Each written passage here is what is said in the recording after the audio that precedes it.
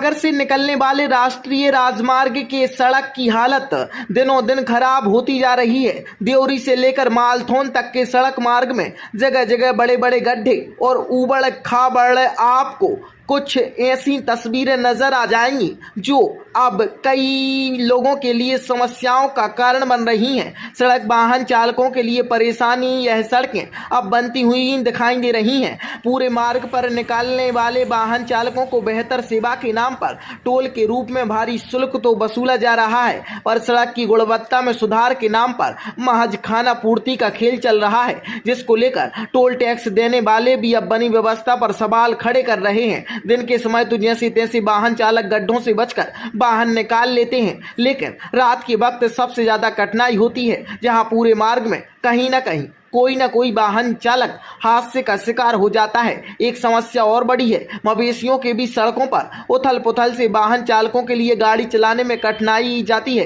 Truck चालक की माने तो सरकार के मंत्री जो दावे करते हैं उसके अनुरूप व्यवस्था नहीं, बस जेब जरूर ढीली हो रही है और गड्ढा में जाने से वाहन में टूट फूट के कारण अलग से परेशानी जाती है। वहीं टोल कंपनी के अधिकारी से जब चर्चा की तो वह कैमरे के सामने बोलने से राजी नहीं हुए, पर ऑफ द रिकॉर्ड उन्होंने भी माना कुछ जगह सड़क खराब है, जिसको लेकर वह अधिक बारिश को बड़ी वजह मान रहे हैं। साथ पूर्व में जिस कंपनी के हाथों टोल की कमान थी उसकी उदासीनता की ओर भी इशारा कर रहे हैं। हालांकि जल्दी बस सुधार की बात का दम भी भरते आए हैं। अब देखना होगा इस बार एक लंबी अवधि के लिए टोल की कमान नई कंपनी के हाथों में है, जो इस मामले में कितनी गंभीर है यह तो आने वाले कुछ समय में ही स्पष्ट होगा। फिलहाल तो जो स्थिति है वह संतोषजनक नहीं है, जिसको लेकर वाहन चालकों में रोष बना हुआ है।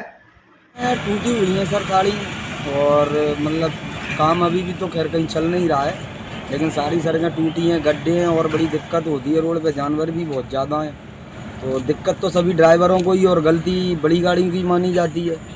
अभी पीछे देख के आ रहे हैं हम, एक एक्सीडेंट हो गया है, तो वो गाड़ी वाला भी रोड की उस पट्टी से इस पट्टी पे गाड़ी को लेके आ गया पूरा, लेकिन बाइक वाला फिर भी उसके सामने आ गया, तो पिटेगा तो वही, बाइक वाला तो पिटेगा नहीं, ये तो सीधी बात है। अब वो गड्ढे भी बचाएं हम, बाइकें भी बचाएं हम, जानवर भी बचाएं हम और पिटें भी हम।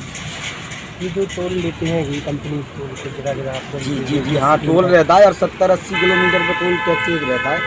तो इनकी क्या जिम्मेदारी बननी चाहिए? नहीं तो टोल टैक्स सर वो तो हम भी जानना चाहते हैं कि जैसे हमारे जो ओनर है, हम तो एक ड्राइवर हैं, हमारे जो मालिक है इतनी बड़ी गाड़ियाँ खरीदते हैं, अपना पैसा फंसाते हैं, उसके बाद में वो टैक्स भी भरते हैं हमारे हिसाब से। जैसे गाड़ी पकड़ती है ITO तो कहता है रोड टैक्स जो होता है, तो फिर ये टैक्स किस चीज़ का है?